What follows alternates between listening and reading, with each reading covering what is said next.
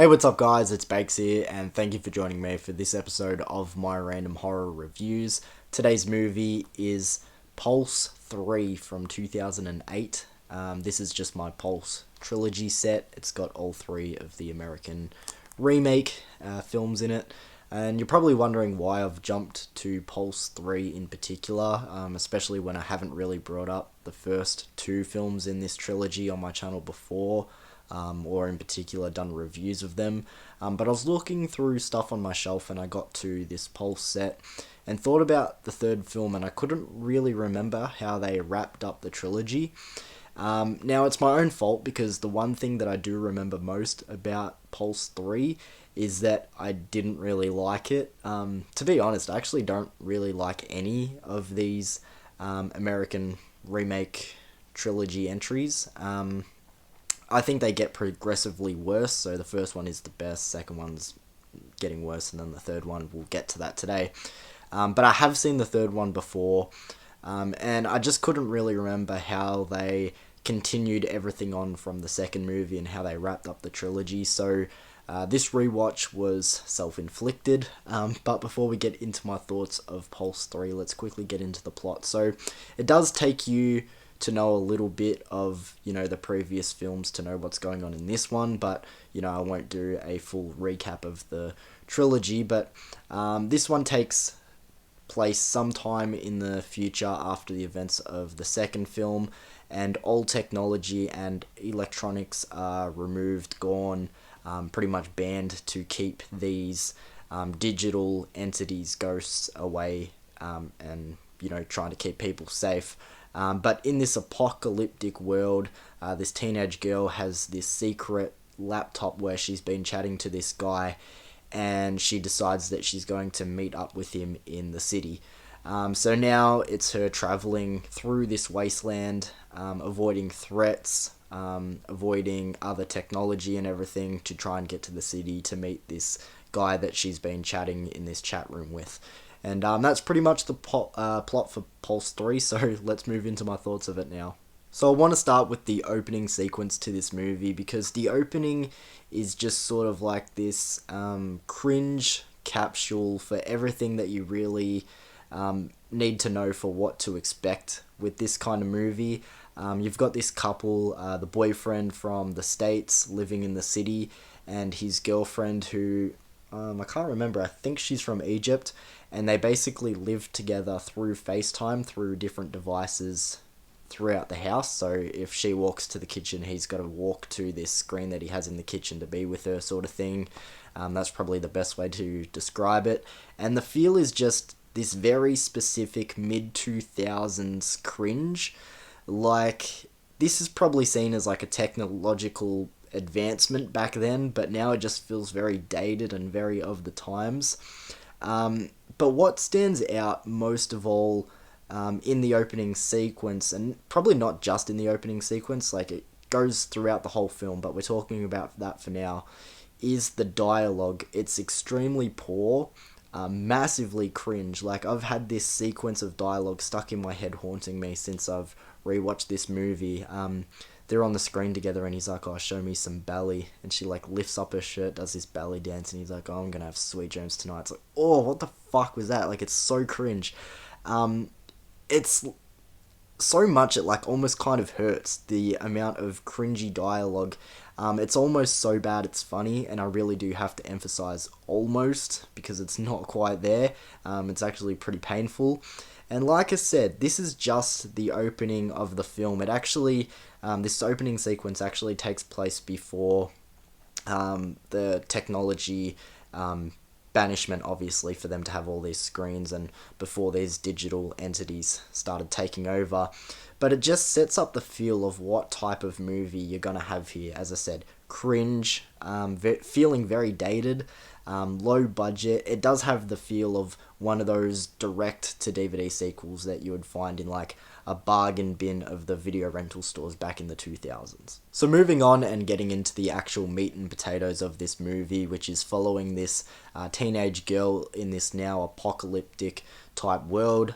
She's our protagonist for the movie, which I've said this on my channel before. Apocalyptic settings rarely do it for me. Obviously, there are some exceptions, there are some great apocalyptic horror movies out there, but most of the time it just doesn't do it for me, like I was saying. Oddly enough, though, it wasn't even close to my least favorite thing about this movie. In fact, her cross-country trip going through this apocalyptic wasteland, I also didn't really hate. Now, the acting is pretty much all round quite poor, so I won't linger on that too much, but I will bring up the horrid chat room convos in this movie because fucking wowzers, they are really bad. Like I said in the intro, Oltek is pretty much gone, but she's got this secret laptop where she's chatting with this guy who's convincing her to leave and come to the city to meet up with him. And it's a very flirtatious sort of, conversation going on within this chat room.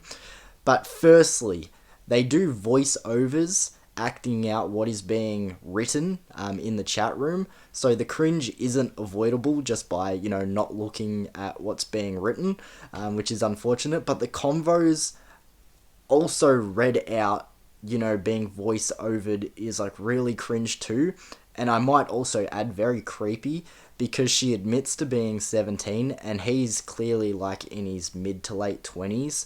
And not even trying to hide that fact either, I might add. And again, it's this very creepy, flirtatious conversations going on. And again, it's even grosser because, as I said, it's voiced over and acted out. And to really prove how dumb these chat room convos are is the way that he figures out that she's actually 17. Like, it doesn't make any sense. Like, he asks how old she is within the chat room and she just writes 22. Like, all you would see on his screen is a 22 pop up. And he says, "Oh, really?" Why the fuck would that be something that you even question? Like, you're just chatting with someone and they say 22 and the first thing that comes to your mind is, oh, I reckon they're lying. But then going on from there, she goes, I'm actually 17. But she writes, I'm actually 17, but because it's a voiceover, she adds in the emotion of, And he replies with, I thought so. What the fuck does that mean? Like, again, they're in a chat room reading numbers and, letters on a screen. How could he tell that she was lying? Like, first of all, if you could tell that she wasn't 22 and actually younger, again, why are you being so flirtatious with her? That's fucking weird. But, like, how did you guess that she was lying by just saying 22? Like, that's so fucking dumb. And yes, as I said, what is being written is being voiced over for us as an audience to hear, but they can't hear it. It's just so fucking dumb. There's a lot of stuff like that, but that is something I had to bring up, this cringy as voice-over chat room dialogue that goes on in this movie, because it doesn't just pop up once, it's pretty consistent throughout the film. Now, it's unfortunate enough that I've gone back-to-back reviewing shit movies in my random horror review series, but again, we have another offender of terrible green screen and CGI. For those who don't know, my previous random horror review, I did Jeepers Creepers Reborn, but just like Jeepers Creepers Reborn, last episode, I'm going to highlight the green screen in particular because, again, it's used so much and it's really bad. And a different kind of bad as well compared to Jeepers Creepers Reborn. If you want to know like what I thought of the green screen in that movie, go check out that review. But the green screen backgrounds at points in this movie genuinely looked like I was starting up my PlayStation 2 back in the day. Like, it had that sort of look and graphics about it. It was like really fucking bad looking. And as I mentioned earlier, I get that it's a lower budgeted direct-to-DVD sequel, but there's a lot here, aside from the script and dialogue, from a visual standpoint, that's just really hard to sit through. And going on with that, I think it's clear to say that this movie isn't scary either. I rarely bring up, how scary the movies are in my random horror reviews since it's a horror review, but I hate to say this movie is not very scary.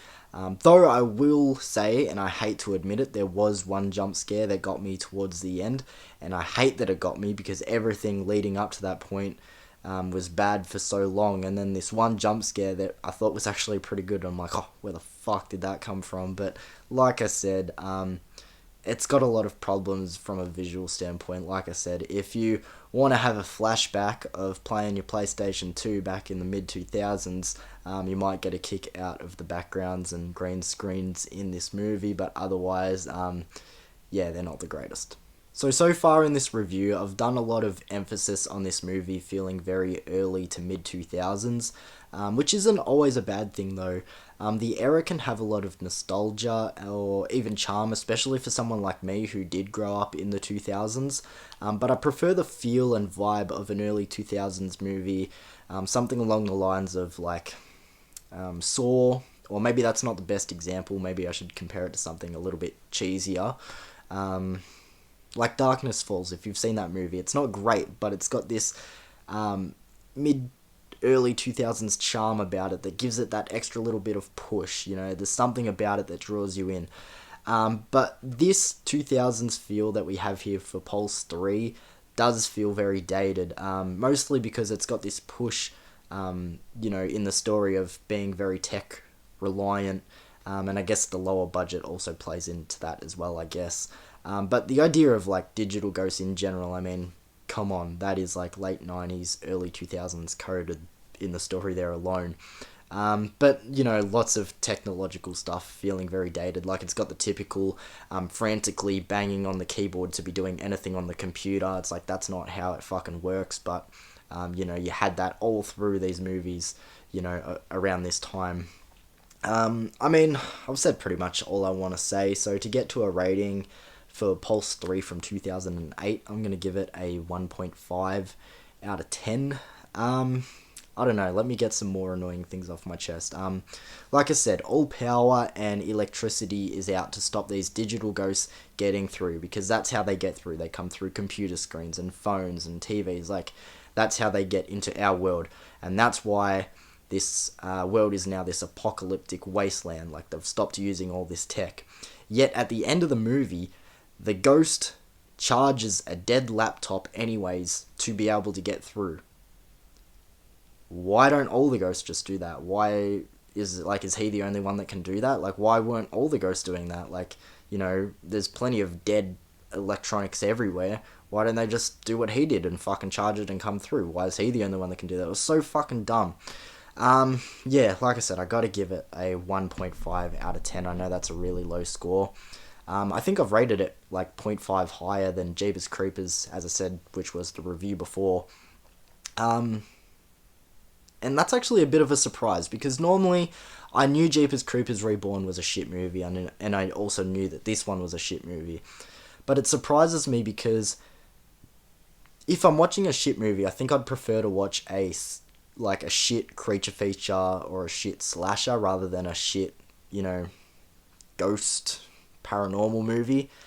Because, you know, I'm a much bigger fan of creature features and slashers rather than paranormal stuff. I've said that on my channel before.